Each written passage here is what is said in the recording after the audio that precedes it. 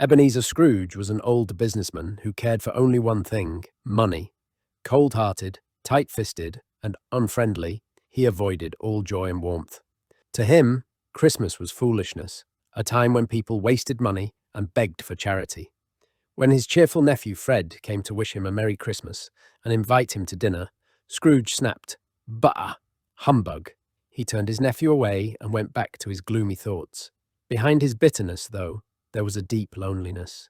It showed just how hard and joyless Scrooge's heart had become. Scrooge treated his clerk, Bob Cratchit, with the same cruelty. Poor Bob worked long hours in a freezing office, his hands stiff with cold. Scrooge refused to spend even a penny on coal. When Bob timidly asked for Christmas Day off, Scrooge complained about losing money, but finally, with a sour face, allowed it. It was a small act that revealed how joyless his soul had become. That Christmas Eve, after a long day at his counting house, Scrooge went home to his dark, silent house. As he touched the door knocker, he froze. The metal seemed to change shape, forming the face of his long-dead business partner, Jacob Marley. Startled and trembling, Scrooge tried to dismiss the vision, but fear clung to him. Later that night, Marley's ghost appeared before him, pale, sorrowful, and wrapped in heavy chains made of cash boxes, keys, padlocks, and ledgers. His voice echoed with despair. Marley warned Scrooge that he was being punished for his greed and heartlessness, condemned to wander forever, unable to help the living. He told Scrooge that the same fate awaited him unless he changed his ways. 3 spirits, one by one, Marley said, would visit him at their appointed hours, the ghosts of Christmas past, present, and yet to come. At the stroke of one, the first ghost appeared. It was a strange figure, softly glowing like a candle flame. It seemed both young and old at once, its hair white as snow, yet its face smooth and unwrinkled, bright with the freshness of youth. The spirit was dressed in a pure white tunic with a glittering belt, and in one hand it held a branch of fresh green holly, while under its arm it carried a cap shaped like a candle extinguisher, snuffer. The ghost of Christmas past gently touched Scrooge's arm. "Rise and walk with me," it said, and together they drifted back through time. They came to an old deserted schoolhouse. Inside, by the dim light of a dying fire, sat a lonely boy, young Scrooge, reading quietly while the other children had gone home for Christmas. Seeing himself forgotten and alone, Scrooge's eyes filled with tears. Then the door burst open, and his little sister Fan rushed in, full of joy. She hugged him tightly and cried, "Dear brother, I've come to bring you home, home, home. Father is so much kinder now. He sent me in a coach to bring you." Scrooge remembered her sweet nature and the warmth of her love. Fan promised that they would never be apart again. Next, the spirit showed Scrooge a brighter memory. The warehouse of his old employer, Mr. Fezziwig. The room sparkled with light, music, and laughter. Mr. and Mrs. Fezziwig danced and greeted everyone like they were family. Young Scrooge joined in, cheerful and carefree. Watching the joyful scene, the older Scrooge whispered that Fezziwig's kindness had the power to make people happy, a power no less than if it cost a fortune. Finally, the ghost took him to another, painful moment, years later. He saw his younger self sitting beside a young woman named Belle, his fiancée.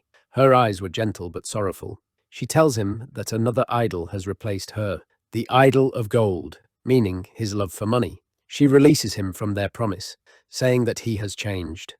Scrooge, once full of hope, now sits in silence as she walks away forever. Watching this, the older Scrooge covers his face with his hands, filled with regret and pain for what he lost. After Belle leaves him, the spirit shows Scrooge yet another vision, a warm home filled with laughter and light. It is the house of Belle, now a happy wife and mother. Her children run about the room, while she and her husband prepare for Christmas together. The air is full of joy and gentle affection. Scrooge stood there in silence, understanding that this happy life could have been his own. Seeing Belle's happiness and realizing he chose loneliness instead fills Scrooge with anguish. "No more!" he cries to the spirit. In desperation, he snatches the spirit's extinguisher-shaped cap and forces it down over the ghost's head, trying to smother the light of memory. But the glow still streams out, piercing him with painful truth. The world spins around him, and Scrooge collapses, falling into darkness. Scrooge awoke to find his room glowing with a warm, ruddy light. He stood up, still shaking, and opened the door. The sitting room had changed completely. It had become a cozy Christmas feast. In the centre sat a jolly giant in a green fur-trimmed robe, crowned with holly and holding a blazing torch shaped like a horn of plenty. "Come in," the spirit boomed. "Come in and know me better, man." This was the ghost of Christmas present. "Touch my robe," the spirit said. Scrooge obeyed, and in an instant the feast and fire vanished. They stood in the snowy streets of London on Christmas morning. The air was cold and misty, yet full of cheerful noise. People called to one another from the rooftops, laughing and tossing snowballs as they cleared paths through the snow. The spirit raised his torch high, and from it fell drops of blessing, falling softly wherever people shared food or drink, bringing peace and goodwill. They visited the humble home of Bob Cratchit. Though the house was small and poor, it was filled with warmth and love. Scrooge saw Bob's youngest son, Tiny Tim, weak and frail, carefully walking with a little crutch, yet smiling bravely. As they ate their modest meal, Bob raised his glass and toasted to Scrooge, the founder of the feast. The family joined in, grateful even for what little they had. But the spirit's cheerful face grew grave. "I see a vacant seat," he said sadly, "and a crutch without an owner. If these shadows remain unaltered by the future, the child will die." Scrooge's heart ached. "Spirit," he pleaded, "tell me if Tiny Tim will live." The spirit looked at him and repeated Scrooge's own cruel words. If he be like to die, he had better do it and decrease the surplus population. Scrooge hung his head in shame. The spirit then whisked Scrooge away to another place of celebration, the home of his nephew, Fred. The house was full of music and loud laughter. Fred and his wife were hosting a cheerful party, playing games and sharing kind, humorous words about Scrooge himself. Fred spoke of his pity for his uncle's bitterness, reaffirming his resolution to keep inviting him every year. Scrooge, carried away by the games, nearly spoke up and joined the fun, feeling a belonging he hadn't felt in years. As the night passed, the spirit aged before Scrooge's eyes. Finally, he opened his robe and revealed two pitiful, starving children, a boy and a girl. "This boy is ignorance," said the spirit. "This girl is want. Beware them both, but most of all beware the boy. For on his brow I see written, Doom, unless the writing be erased." The clock struck midnight. The ghost of Christmas present vanished, and Scrooge saw a dark hooded figure moving toward him through the mist. It was shrouded in black from head to foot, silent and solemn. This was the ghost of Christmas yet to come. Though it spoke no word, Scrooge felt its power and followed trembling. The spirit showed him scenes of cold indifference, businessmen talking casually about a man's death, servants stealing bed curtains and silverware from the corpse and carrying them to the rag-and-bone shop. No one cared. Scrooge begged the spirit to show him anyone who felt sorrow for this dead man. Instead, he saw a poor family quietly relieved, speaking in hushed voices. The husband explained that the death of their harsh creditor gave them a little more time, a brief chance to breathe. Their gratitude was not for the man's life, but for his absence. Still, Scrooge did not understand. After that, he was taken to a bare, silent room. On a lonely bed lay a shape covered with a white sheet. The spirit pointed, urging Scrooge to look. However, Scrooge refused to lift the cloth, terrified to see the dead man's face beneath it. Then they came again to the Cratchit home, now silent and sorrowful. Tiny Tim's little chair stood empty by the fire, his crutch resting unused in the corner. Bob's voice broke as he spoke of his lost child. Finally, the spirit led Scrooge to a dark, neglected churchyard. The spirit pointed toward a lonely grave. Scrooge knelt, trembling, brushed away the snow, and read the name engraved upon it, Ebenezer Scrooge. "Spirit," he cried, falling to his knees, "assure me that I may yet change these shadows by an altered life. I'm not the man I was." He clutched at the dark robe, begging for mercy.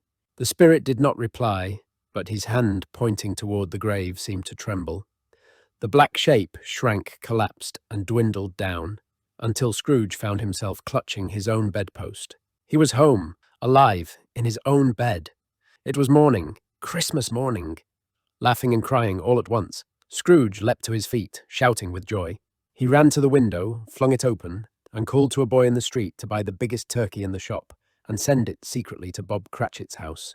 Then he dressed quickly and stepped out into the crisp winter air, greeting everyone with a smile and a hearty "Merry Christmas!" Scrooge wandered through the streets, enjoying the sights, patting children gently on the head and stopping to speak kindly with the beggars, amazed at how much happiness he found in everything around him.